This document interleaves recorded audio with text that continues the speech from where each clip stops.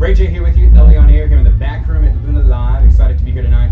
Of course, we're sitting now with Ashes of Babylon, or at least most of the members. It's kind of hard to pull everybody in, obviously. Alright, so we're here talking about y'all's new EP, World on Fire. And I'm very honored to have y'all. If you would introduce yourselves, please. Bo Guidry. Jacob Pinchot. Corey. Alright, guys, so obviously this is a big deal. Anytime we see y'all come back to Lake Charles, we know that there's a reason behind it, other than just showing love, obviously. Tell us a little bit about the EP y'all have now. Well, the EP, it's a 5-song EP, and kind of encapsulates the band well. Maybe better than anything we've done thus far. It's an EP, there's only 5 songs, but it's got this diversity that, you know, it's kind of hard to find in our previous albums. With the 4 singers, and multiple songwriters, it's hard to really, display that in an album. We can play a live show, you have an hour and a half, to play. It's fun, you can do that, but in an album it's difficult to convey, and I think we did that well with this. So it's nice. I'm very happy with it. And not only that, but did it all ourselves this go around.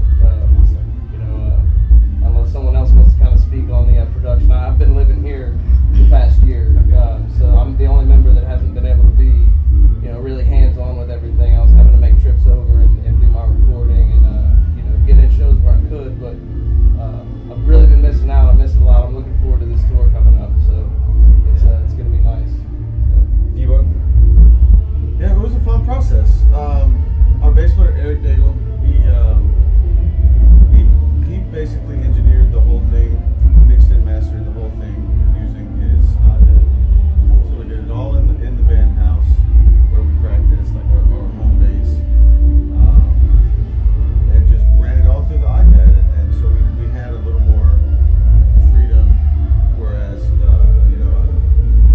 as opposed to going into the studio and being on a cramped schedule and whatever money could allow, we had a little bit more freedom to kind of address every track as for what it was and spend a little more time on it. So It's very impressive, guys. If you can't tell us a little bit about the tour, where are y'all headed next? I'm not exactly sure. Well, this particular run, we're just going to do Lake Charles for the grand opening CD release, and then we're going to do Baton Rouge tomorrow. Okay.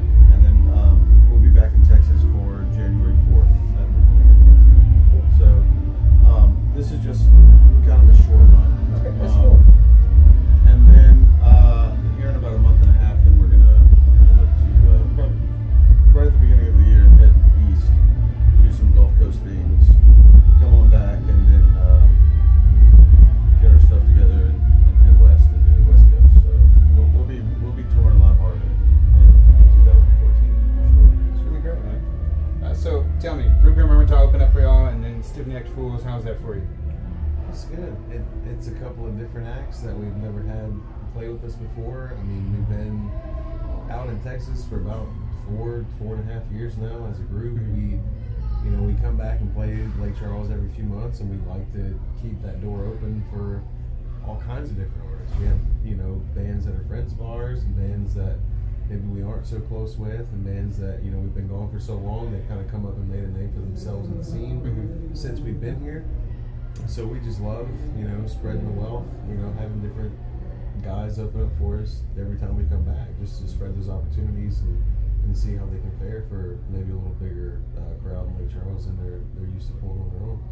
Really cool, man. I appreciate y'all so much what y'all have done for bands who are here in Lake Charles and helping them expand. For example, Loch Ness Monsters. I know that they really appreciated that. They've been, steadily killing it growing. in Austin. Yeah, man. They've got their niche. They've got their places. They're doing their thing. They definitely have stepped into that scene over there and found themselves entirely comfortable and at home. And we're definitely glad to see that. See those guys coming up here and doing things here and there and whatever, and then they'll be over in Hotel Vegas and Right. all these shows. They may very well fit in Austin better than Ashes of They're Babylon. like a young Flaming Lips. You look at Taylor with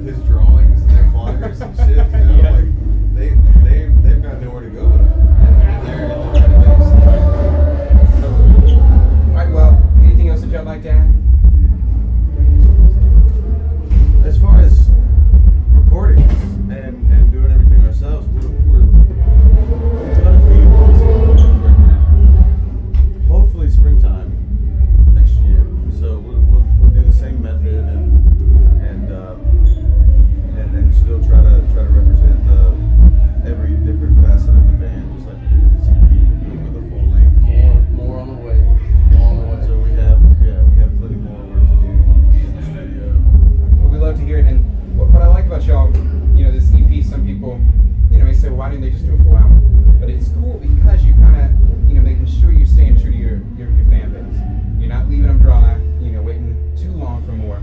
So we love when y'all come back